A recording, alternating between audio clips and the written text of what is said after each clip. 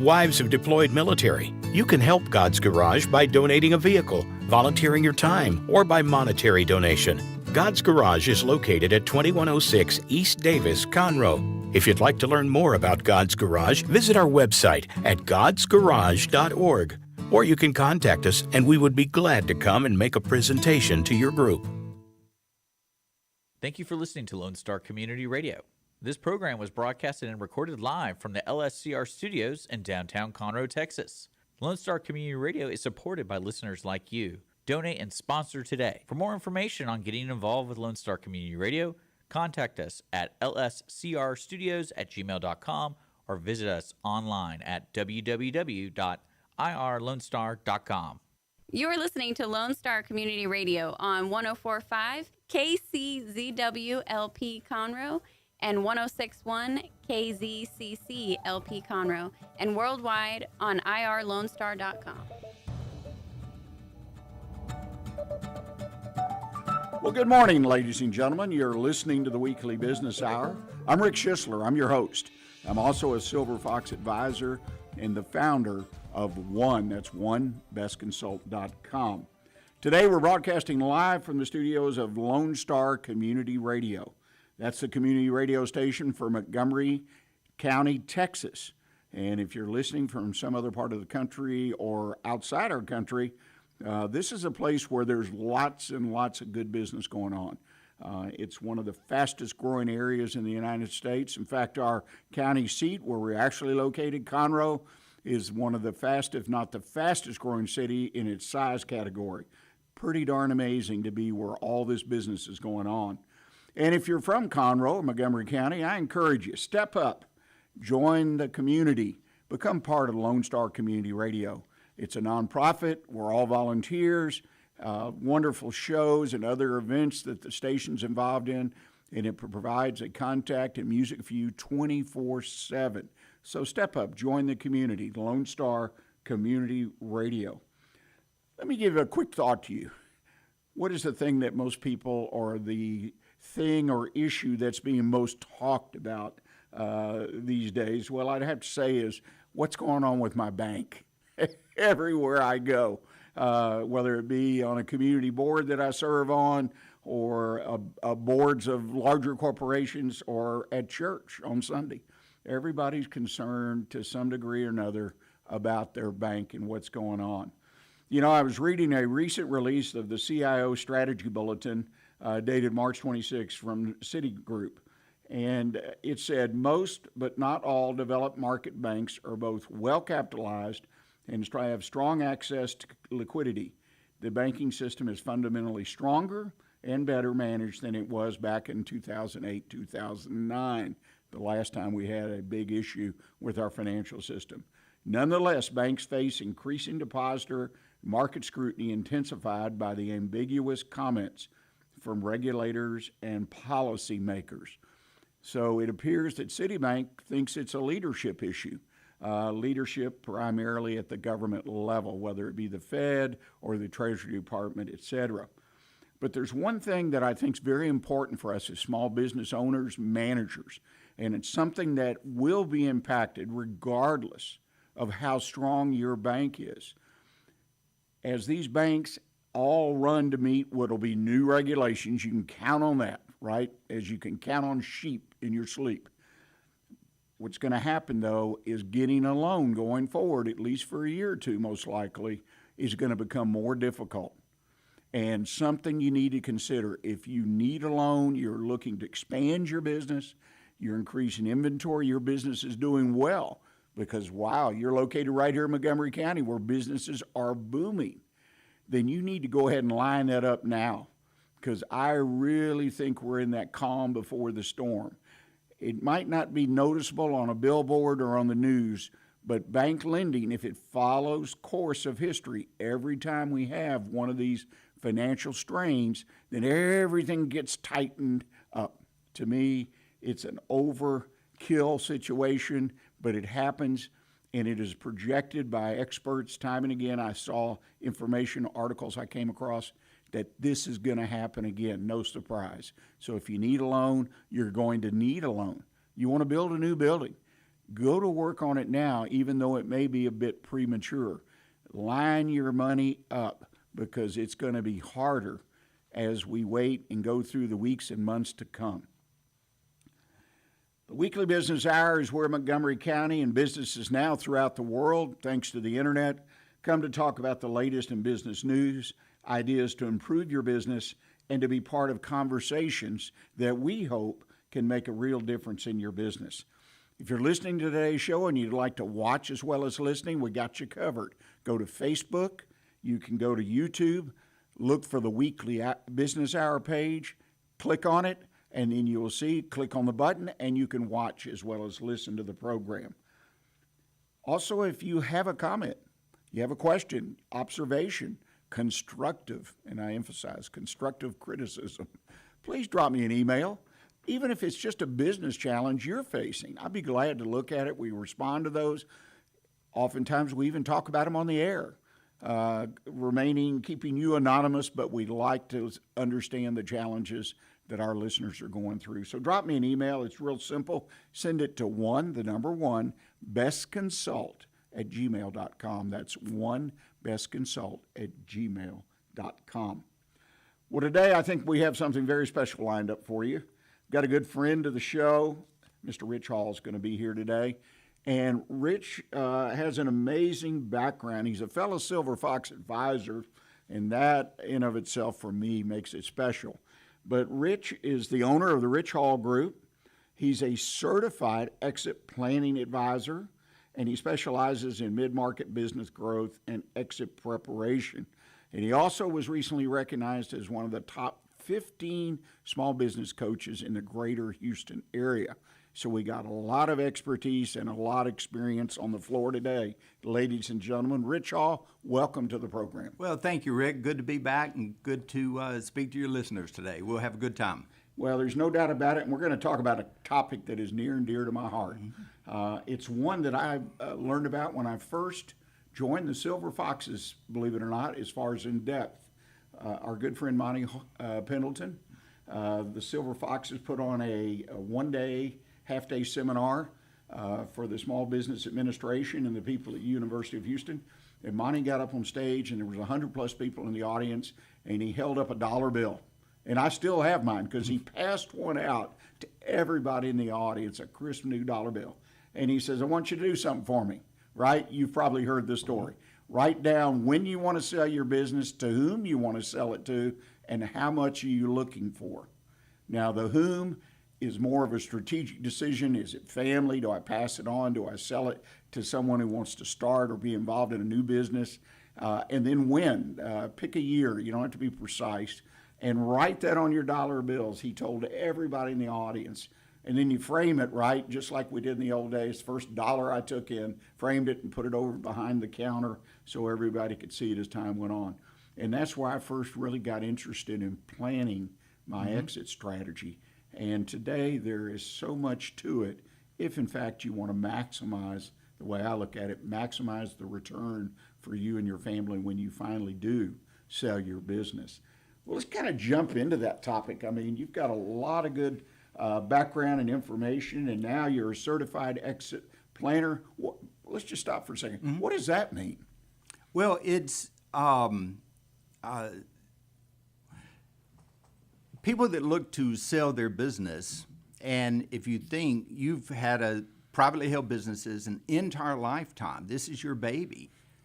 And for most business owners, 80% of their personal wealth is tied up in the business.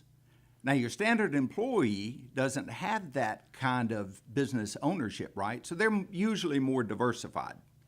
So you've got a business owner that has really enjoyed, say, the fruits of their business, but they're also banking on the business at some point in time to provide a great retirement for them. Well, here's the thing about when you get ready to exit a business. There's actually three aspects of it that people really need to realize. Number one is there's also the business itself, and we'll talk about that a little bit more, but is it ready to be sold? Is there a buyer out there? What condition is it in? And again, we'll talk a little bit more about the business itself. What kind of value will you get for your business? Okay. And there's some shocking statistics on it. Believe it or not, only 2 to 3 out of 10 businesses that are put up for sale actually sell. So think, coming up in the next 10 to 15 years, we're looking at over $60 trillion coming up for transition from the baby boomers that are looking at retirement. So this is an enormous amount of transfer of wealth. Well, your exit planners like myself look at 3 avenues. One is obviously the business, and that's where a lot of my expertise is at. Number 2 is financially, do you have the money to retire? People think about, I'm making good money today, and here's the kind of retirement I'd like to have, but have they really put pencil to paper to it? And here's the other thing. 75% of all private business owners that sell their company regret doing so within 1 year. And why is that? Because it's been their life. And they didn't make plans over what the future looks like for them after working 40, 50, 60 hours a week for decades on this business, and all of a sudden they wake up the next day and say, what am I going to do? What's going to take up my time? So these exit planners like myself, CEPA as we call it, CEPA, the CEPAs help work with the business owners on all 3, personal, business, and financial. Well, and you bring up a big deal, and I think everyone out there should hear this. 60 plus $1 trillion in business assets, small business, medium-sized business are going to be sold, and over the next 10 or 15 years. So there are a lot of questions about the market and all that. Mm-hmm. But the reality is, I always come back to that number you mentioned. 3 out of 10 is what sells. In other words, the other 7, for whatever, a lot of different reasons, from what I understand, don't sell. Yes. So if you expect to sell your business, it's something you need to pay attention to, right? I mean, Monty made it, you paid attention to it when you started the business. And I've advised clients over the years, one of the things you do in planning for your business, which is hard to get small business people to plan, generally speaking, but is to take at least a snapshot look with that dollar bill and put that into your thinking. So as you build towards that exit, which it really should be a building process, right? I mean, you don't just wake up one day and say, I want to sell my business. Well, you're right, Rick. Unfortunately, a lot of business owners do, right? They get up to the point where they wake up one day and they say, I've had enough, I'm tired. My wife, I've got kids, I've got grandkids, it's time to spend with them. The problem is, and those numbers are 2 to 3 of actually selling, or is accurate.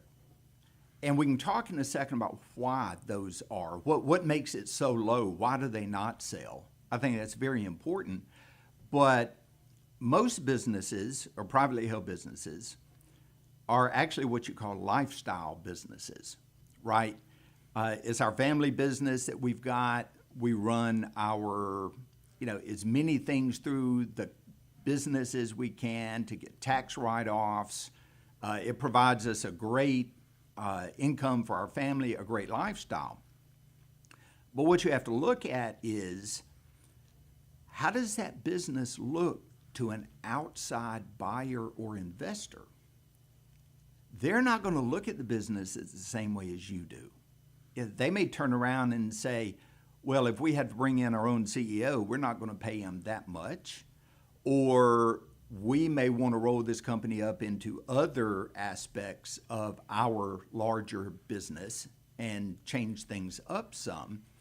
So usually this preparation we're talking about, just to sell your business nowadays. So if you woke up and said, all right, today I've had enough, I want to call a business broker, I want to call a financial advisor or a M&A person. It takes about a year to 18 months to sell a business, okay? But to really get the value, and we can talk about what value looks like and how people determine value nowadays, it can be typically about a 3-year process. So tell business owners, sit down, think about it today, and don't forget the 3 stools. Sit down with your spouse, with your kids, with the kids' spouses, and say, this is what the business looks like. What do we want out of it, both business-wise, the value of the business, and again, personal and financial. And all 3 of those are very important for it to be successful. You know, you really hit on something that I think is critical, and that is taking the time and talking to your partners, whether they're in your corporate documents or whatever form you're in, but you have all these silent partners, typically family, and their needs, wants, concerns, questions need to be addressed. Some cases that's very, very difficult to address that, but it's once that business sells, then their lives potentially are going to change as well. Any advice for people how to approach that conversation, particularly if I haven't talked to anybody for 20, 30 years? Yeah. It's usually, especially, I've got a lot of background in working with family-owned businesses. I've been through some where I've helped go through very successful exits. Okay, and again, the scenario we talked about, they now no longer own their business, and what are they going to do with their time? The money for them was not the issue. What are they going to do with their time? It's tough talking with family because each different family member may have different opinions about what the next phase looks like. And as an example, the husband and wife, depending on who wants it, really have to be in tune. Okay. But you also want to take it to the next generation, your kids and their spouses, because all of these are influences. A lot of times it's easier to bring in somebody like either an advisor or to somebody to facilitate these family meetings. So you make sure that they focus on all of the relevant aspects of discussion, not just how are we going to spend the money. A great example is ask, okay, what are you going to do with the next phase of your life? And people may say, oh, well, I want to retire on a golf course. Oh, great, you love golf, right? Yeah, absolutely, I love golf. Are you going to play golf 8 hours a day for the next 20 years of your life? What's next? You've been so excited about, say, business. Oh, I want to travel. Okay, great. But in other words, flush it out to the next level of detail. So there's actually a plan. And then when you have that plan, now you can turn around and say, okay, with this lifestyle that we want to have, here's how much money we're going to need to have. Here's how much we have today. Here's our personal wealth that we have today. Here's what we're going to need. Let's identify the gap. And that's where the business valuation comes in. One of the things that I have found that people miss as well, the personal communication we just talked about with the family. But another thing which is amazing, and it kind of goes back to what our friend Monty Pendleton says in one of his 3 questions, which I think is critical. But I've had people absolutely drop the ball on this, is how much money are you looking for, or what value are you looking for? Transition it to a family member or to loyal employee or employees, whatever. But what are you looking for? And one of the worst things I've ever been involved in is somebody who woke up, they were ready to sell, they'd worked that long time, husband and wife. I mean, it was true family business. Everybody, kids had been involved.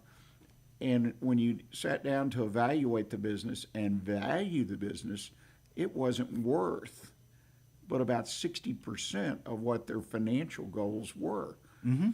They lived out of the business day to day, week to week, month to month, year to year, and everybody was happy. But all of a sudden, we need to cash out, we need to move on. We planned to do it, but we never sat and talked or tried to calculate with our CPA or financial planner. And boy, surprise. Boy, you talk about a mess. I have seen those myself. And imagine going back to our conversation, we're looking at $60 trillion in the next 10 to 15, greatest transfer of wealth in the history of our country. We've got baby boomers that have worked their entire lives, and yet they get ready And why is it that 8 out of 10 don't sell? I think it's a great discussion that we can have. Yeah, absolutely. And that people need to hear some of those statistics we're talking about. They need to hear them all, but there's some extremes here, and that's one of them. This should open everybody's eyes. Well, ladies and gentlemen, we're to a break. We need to take a commercial break. We come back, we're going to continue this conversation with Rich, which I think you're beginning to get a sense that this could really go on for hours. But we're going to talk about some more issues, and we can follow up with you. Rich is always available, so I appreciate it. And please stay with us, and we'll be right back with you.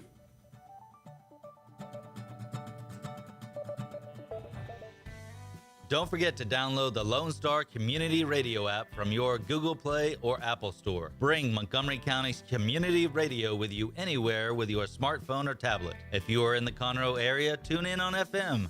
That's Conroe's FM 104.5, 106.1. If you are on the computer, bookmark irlonestar.com as your internet radio station. A Lone Star Community Radio, broadcasting 24/7 from the heart of downtown Conroe, Texas.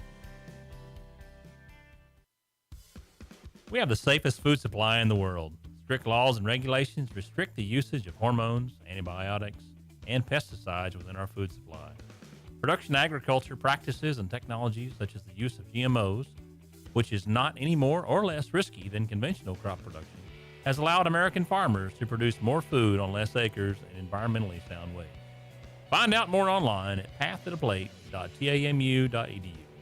We are Texas A&M AgriLife Extension, helping Texans make lives better.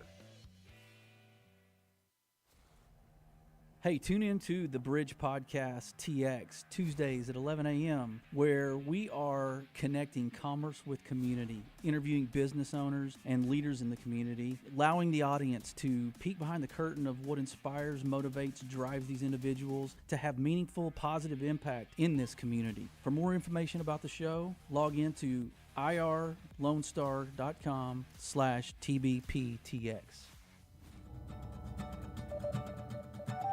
Welcome back, ladies and gentlemen. You're listening to the Weekly Business Hour. I'm Rick Schissler. I'm your host, and we're in the middle of a conversation with Mr. Rich Hall, who is a certified exit planner, among many, many other talents.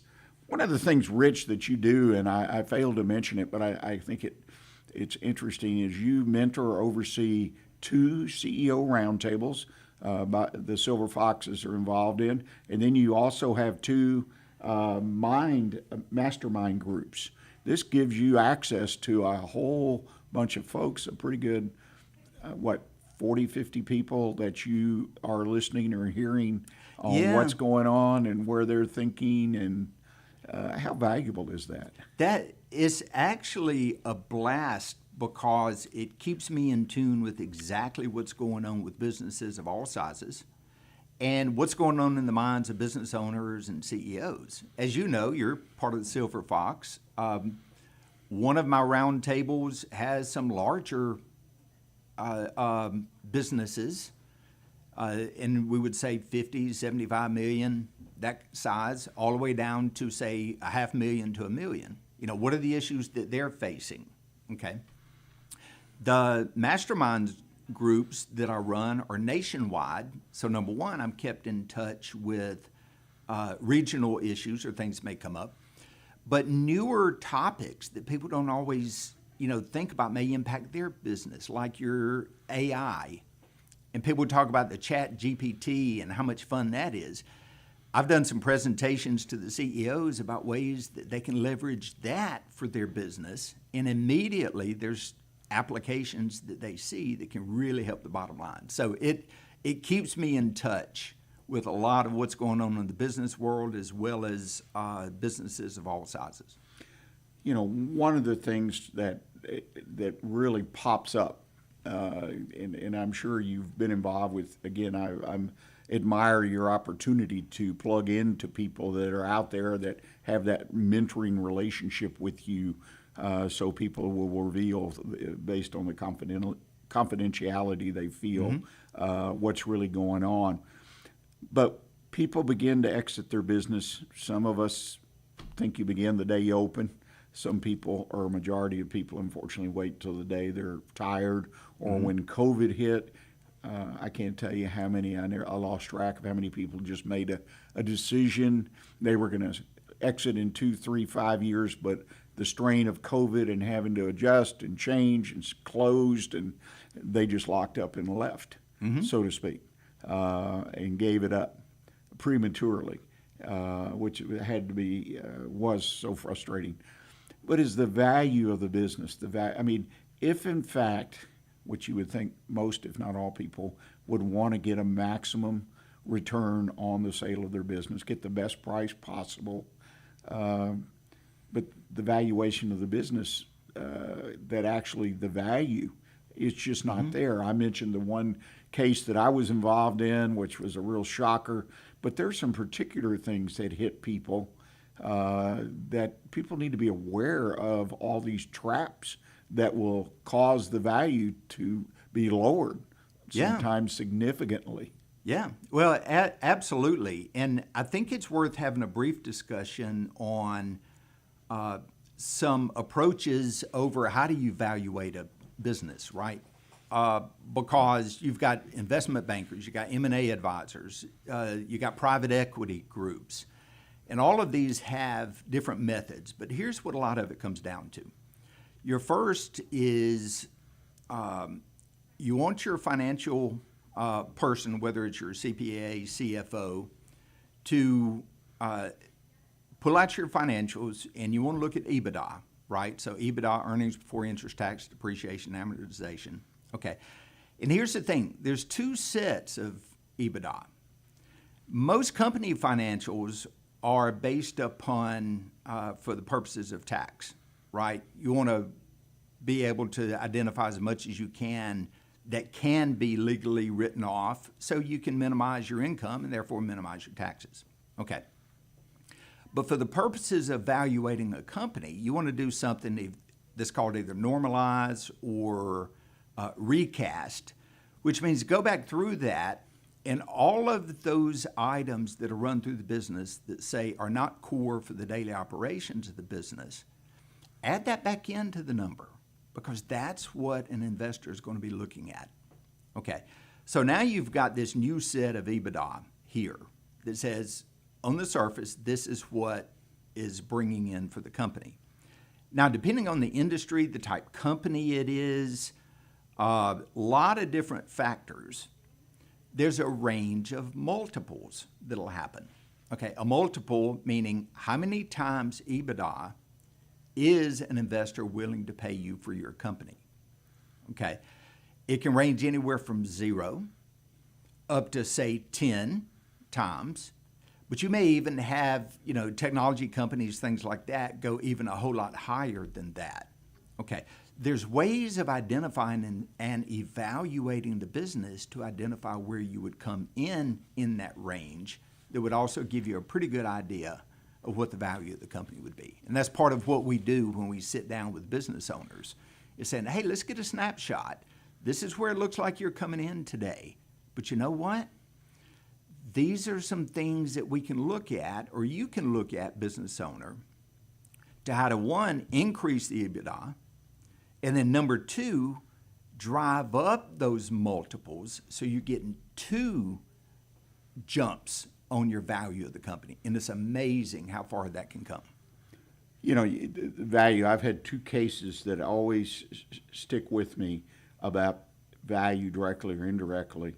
One of them is the situation where I had a client and they had been working with an advisor who retired, so I was fortunate enough to get the business, and they wanted to grow the business. Now, they had a 15, 20-year track record as a small, basically a sole proprietor business, but they had done well. I mean, they had put money aside, and it fit their personality. But he wanted to grow. He wanted to take the next 10 years and really push it.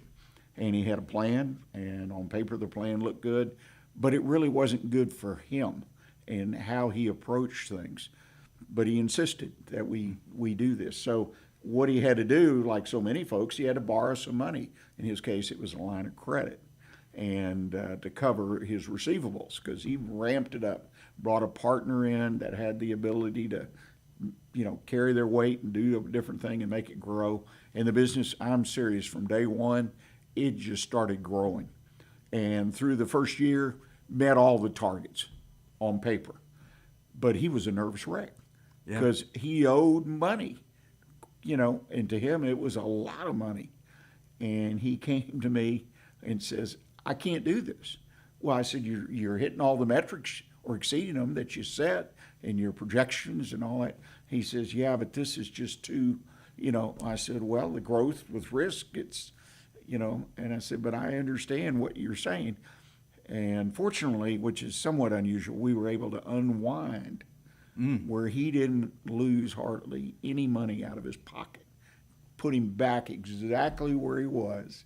Yeah. No partner, no nothing, and back on his track. And I that kind of situation. So when we set a value or set that goal where we think we want to go, we need to weigh the risk. And I always encourage people, take a snapshot of yourself and your partners, your silent partners, your family, and make sure they're willing. And in his case, his wife was part of it. She and he together just weren't built to do that. Yeah. And people miss little things. And there's a whole list of things that come up when we're trying to build that value to a point that as far as we want that pot of gold, but are we really geared? Can we make it happen? And that's always the open question. And that goes back to our conversation about what is so important is don't forget the personal, the financial, and the business aspect. Because to your point, if the business is growing fantastic, but you lose your family, you lose your marriage over it, you can have all the money in the world, and then your kids want nothing to do with you because you were never there. So it's a balance that you have to go through as a business owner.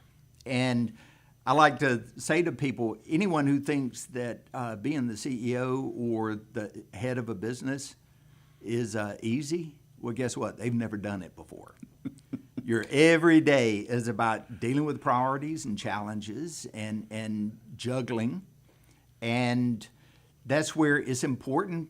Sit down and have honest conversations. Either be a part of a peer group, have an advisor, talk with family members, and really make sure everybody's on the same page when you go through this journey. Yeah, and it's something you have to check in, the way I look at it. Yeah. And you're exactly right. A peer group, a Silver Fox CEO roundtable, whatever it takes. There's lots of opportunities out there, and I always feel that anyone who truly wants to build a business needs to connect.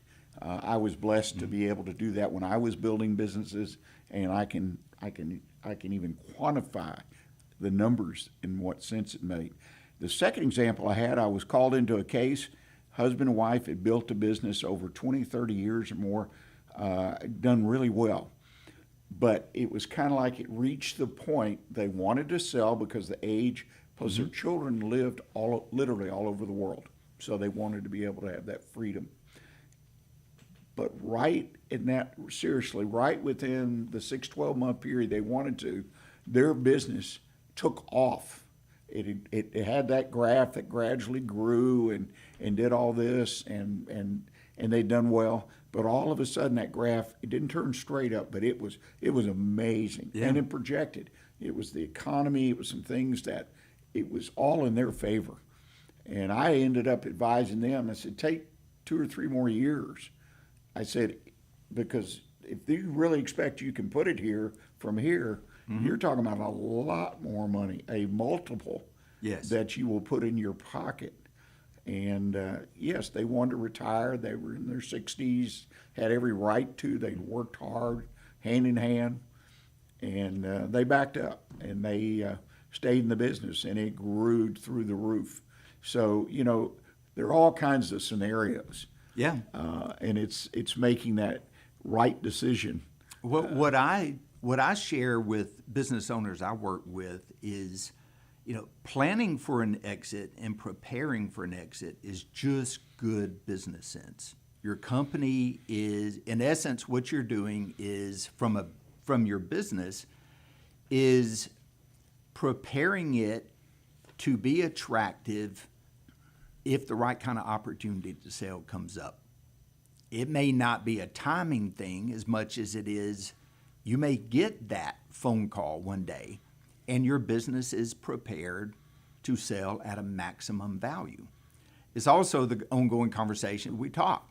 Be on top of the financial aspects. What do you need for retirement? Where are you at today? What do you need from the business? Is there a gap? If there is, let's start working the gap. Same thing on, like you said, personal. And when you get all three of those going at the same time, it's actually very cool. But usually those that do it have a plan, and they work through that plan. Right, and they can find success. And let's talk about the issue. We've talked about the plan and how it really can make a difference. But how long do I need to take, best case, to plan the actual sale of my business? I know we have Monty's philosophy, which I happen to agree with, but hell, it's hard to get people playing. But I actually, taking on a new client, won't even take a client on unless they'll answer those three questions for me. Right. And I've had some that just couldn't do it. They didn't, all they could see was tomorrow. But okay, I'm down the road. I've been in business 5, 10, 15, 20 years, whatever time, and I realize ultimately I want to sell this business. That had been a goal. But how long should I allow myself to get the business in potentially the best condition and the best shape and make it as attractive as possible? Yeah, well, it's an interesting answer to that, Rick, because some businesses may be ready today. So the time would be very short. And depending on the size of the company could also dictate who gets involved. Again, usually companies maybe $5 million in revenue and below may go to like a business broker. Okay, then above that, you may have M&A advisors, you may get private equity, and there's a lot of different scenarios. You may even turn around and say, I want to keep it in the family, or I want to sell back some to the employees. So you may have an ESOP. So ESOPs are great for like taking some chips off the table, for the family, eliminate some of your personal risk. So it depends. But what I like to do is I say, listen, let's plan on minimum. Let's take a snapshot. Let's look at where you're at today. And there's a little exercise to go through and do that. And again, personal, business, and financial. But then you get a snapshot of what the value is today. But you can also look at it and say, all right, but based on your type business and based on what the markets are saying out there, and there's data out there about it, here's what a best-in-class business would sell for. Now we know the gap, right? Here's where we're at today. Here's what best-in-class. So do we want to make that decision to improve the value of the company, to approach better-in-class, to get the more value? If so, I like to work in short, what I call 90-day sprints. Okay, let's identify the top 5 priorities, and let's work on those for 90 days. And then at the end of 90 days, did it move the needle? And if it did, let's talk about it. Are you ready to sell? Or do you want to keep and do another 90 days? So that way, you're constantly, as a business owner, involved, and you're saying, yeah, I don't have to be best in class. I think now we've improved it well enough. This will cover my gap for retirement. Now let's switch over to sell mode and go down that process. That's interesting, the 90-day or 6-month, whatever period. I like that. I've never really, can't recall ever considering that in this context of exit planning for a business to encourage people to take those steps and evaluate. I've done it in other parts of business, but and personally with personal goals. So I think that there's a lot of good advice there. Well, as we're coming down to the end of our time, let's kind of wrap it up, and if you don't mind, summarize several points that you feel or hope that people would take away from the conversation today. I think the biggest is understanding if you're a business owner today, and you're looking at retirement at some point in the future, it's just good common business sense to start thinking about what the exit may look like, even if you don't have it on the horizon at this point. Begin with the end in mind, and start having conversations. Identify your core team.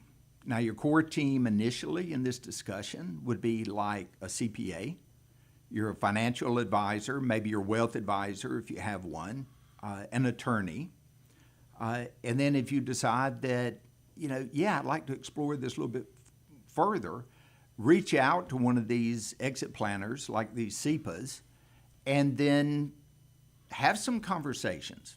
There's no cost to have conversations, and then there are steps that you can put in place so then you know what the future is going to look like and where your business is coming in.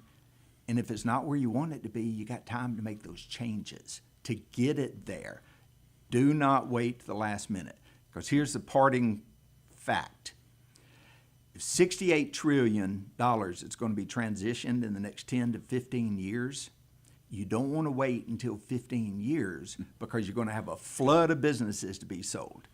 And supply overcomes demand at that point, and the value may be tough to capture. So I'd start sooner than later planning this thing out. Yeah, well, I echo that. That's excellent advice. You're listening to today's program, you're listening to the podcast replay. You need to take a look at this idea of exit planning, and you need to, if you haven't already done so, put together some information, potentially reach out to someone. Rich, if somebody wanted to reach out to you, had a question or a comment or need some help, what's the best way for them to do that? A couple of ways. Email me is fine. It's rich.hall@richhallgroup.com. We could also meet up on LinkedIn, be happy to connect, or my website, richhallgroup.com. Rich, can't thank you enough for coming in. This has been a great conversation, in my opinion. There's lots of other nuances that get into exit planning. I'm glad to see you're now a certified exit planner. And again, folks, when you go to sell your business, if you're looking to maximize value, you need to engage someone like Rich that can help guide you and touch the bases, go down the checklist with you, and help you build real value that is saleable. Those two things go hand in hand, as I hope you've learned today. Well, I hope you'll stick around for the back half of the show.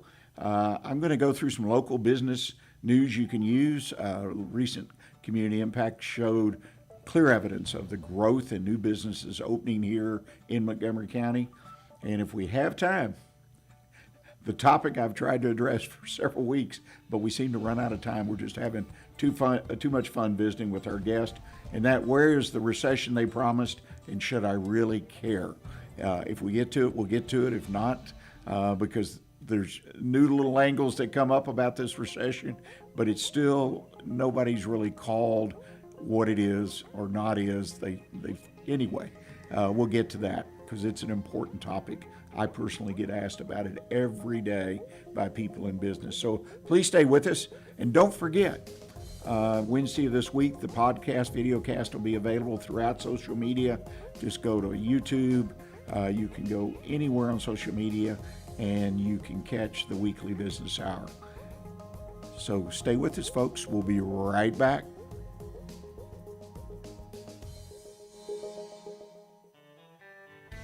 A Lone Star Community Radio is looking for those who are interested in hosting their own talk show, with monthly and weekly slots available on Conroe's FM 104.5, 106.1, and on irlonestar.com. Start your own podcast, create your first YouTube channel, and be on TV. Contact Lone Star Community Radio online at irlonestar.com or call the station message line at 936-647-3776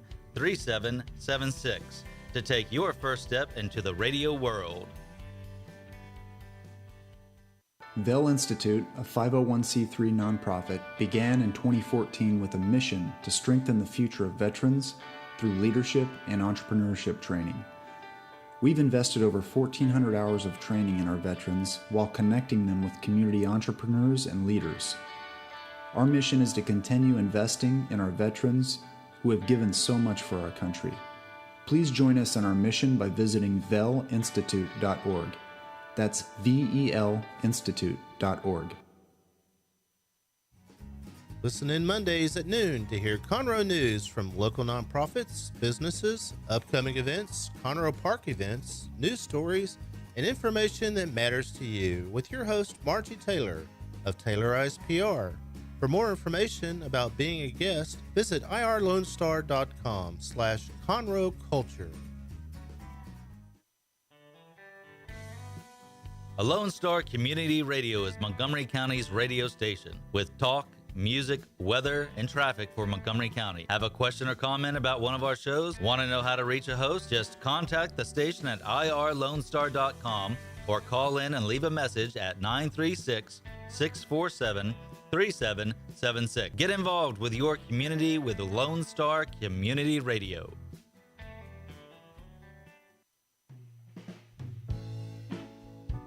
Are you interested in learning more about preparing quick, healthy, and safe meals for your family? Would you like to spend time with others learning tips and tricks, along with practicing and tasting nutritious food? If so, the On the Road to Healthy Living Mobile Cooking School is for you. Call Amy Ressler at Texas A&M AgriLife Extension Service at 936-539-7825 to find a class near you or volunteer to host a class.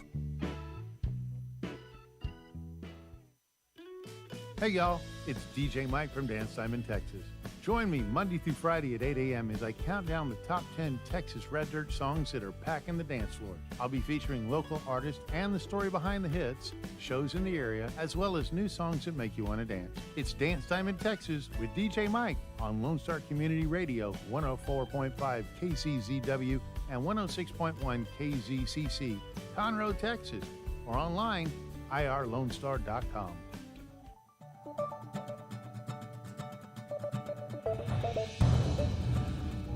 Well, ladies and gentlemen, here we are to the final segment of our Today Show. You're listening to the Weekly Business Hour.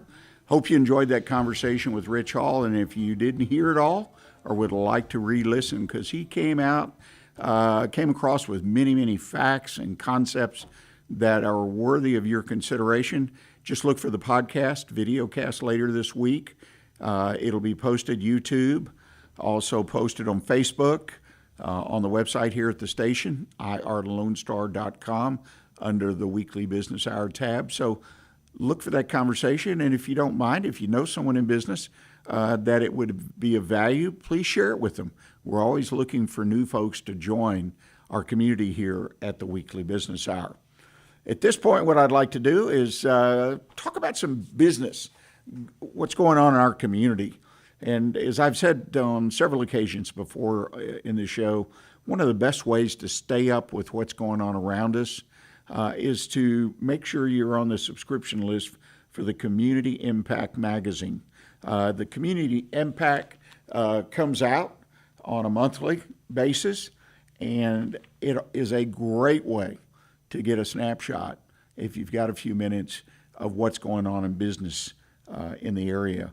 And the most recent edition that came out on March 21st, covering the period from March 21st to April 24th, has a lot of information that can impact your business. And I want to touch on several of those items. First of all, if you didn't know, TxDOT has begun that project, actually been at it for a few years, on the idea of widening and making the I-45 corridor to Conroe have the ability to carry more traffic more efficiently. Because if they don't do something, it's not too far down the road, then it will be nearly impossible, at least within a reasonable period of time, to travel between Conroe and Houston. So this is a project that your business may want to keep an eye on, as it may relate directly to traffic and flow of people, access, people wanting to live here, to travel into Houston for jobs and business. It's a very important project. It's going to take a long time to complete and cost a lot of money, but it is definitely on the front burner with TxDOT at the current time. Also want to mention some businesses that opened. They always have a great section of businesses that are open. Obviously, there's a lot of restaurants.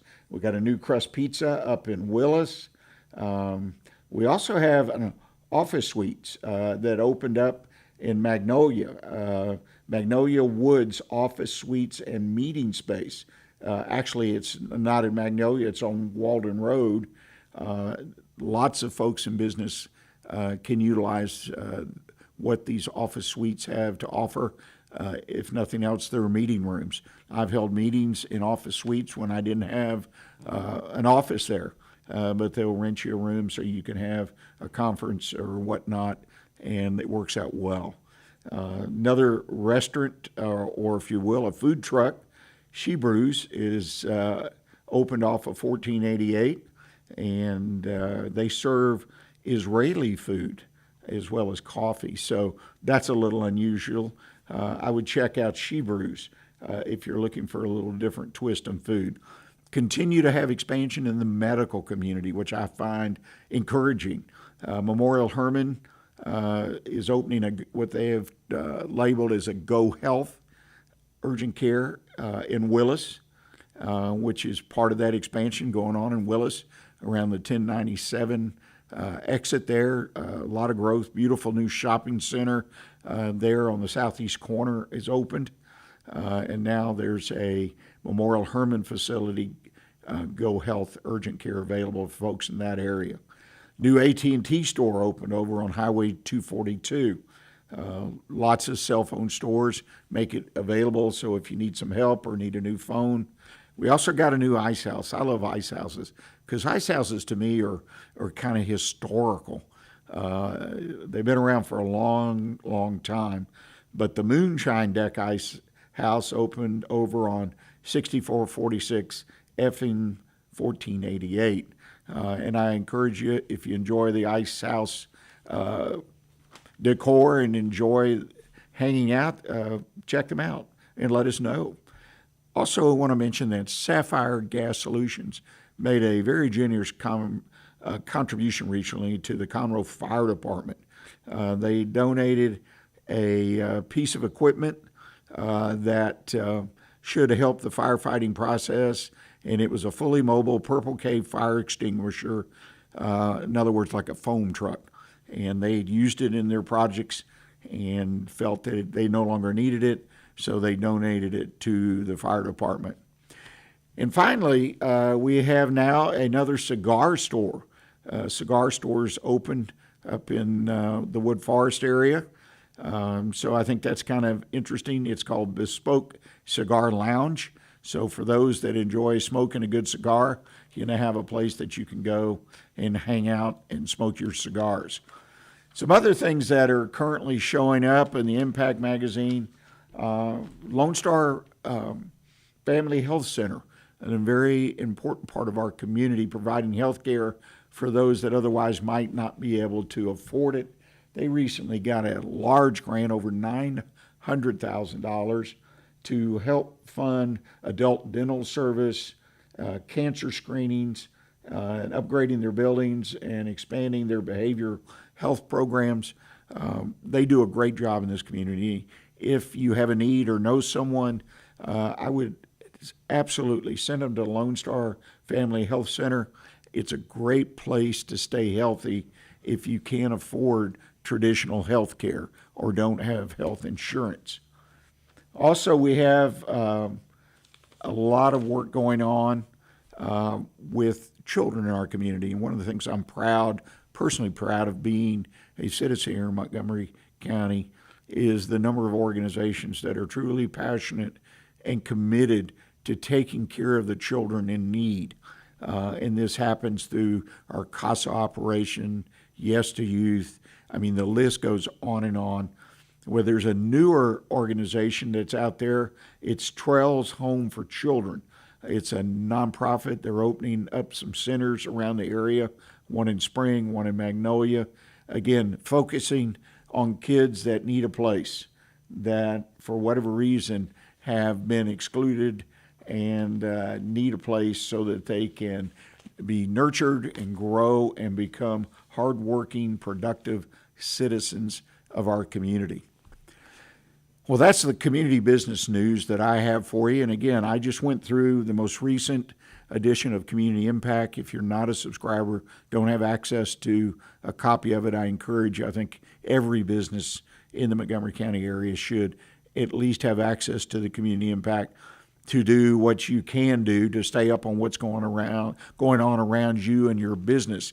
Because one of the things I found out when I was in business is we wanted another location, or we wanted to stay on top of potentially moving our location, and having this kind of information provided by sources and resources like community impact can really pay off. So I encourage you, stay in touch with what's going on in our community. I want to thank you for joining us today. I want to thank Rich Hall for joining us. Enjoyed that conversation. There's a lot more to know, and encourage you, if you have questions, reach out to Rich. And you can reach out to the show as well. But you need to plan the exit of your business. And this week, all I can say in the coming week is stay engaged and always keep your focus on what counts in your business. Thanks.